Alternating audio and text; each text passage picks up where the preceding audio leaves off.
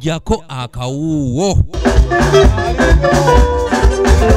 Mukusaba okusookedde ddala mu mwaka 2020 ku kanisa ya Grace Miracles Church International esangibwa Namaliri mu ggombolola y'Ekasawo mu disitulikiti y'e Mukono, asumba ekkanisa eno omusumba Namasopo Harriet Sylvia wasinzidde n'asaba abazadde okwongera okukuliza n'okwagazisa abaana baabwe eddiini nga kino nno kijja kuyamba abaana bano okukula nga bali bulungi. Kubiriza abazadde bannange nti buli muntu yenna waali okusinziira ensi bweri, buli omu yandibadde asaba Katonda abaana tubanyikize mu ddiini, abalokole, bakatuliki, bakristaayo, basiraamu, kubanga Bayibuli egamba awali Katonda buli kimu kisoboka. Kitegeeza bw'otabeera na Katonda ebintu biba bikulemerera.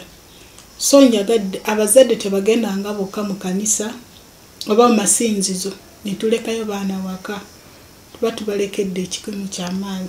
Abaana tubagalisize kubanga baagala.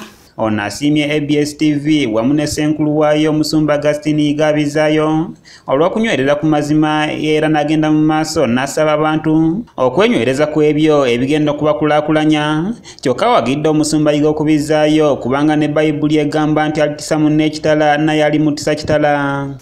Nenebaza Katonda olwa management ya ABS.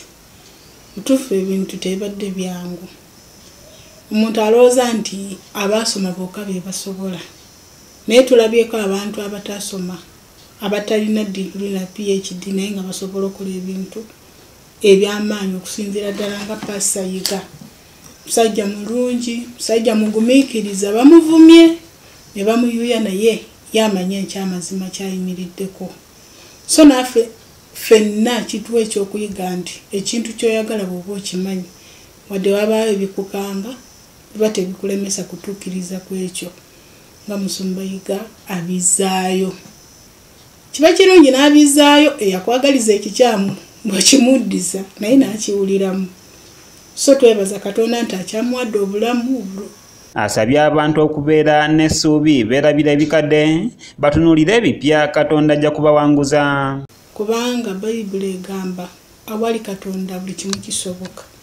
Kitegeeza bw'otabeera na Katonda ebintu biba bikulemerera. So njagadde abazadde tebagendanga bokka mu kanisa oba mu masinzizo nitulekayo baana waka. Kinajjukirwa nti mu kusaba kw'okuyingira omwaka okwayindira ku kisaawe kya Gilgal Primary School, Pastor Namasopo wamu ne munnaku mubasabisa ku ky'okubeera n'essuubi.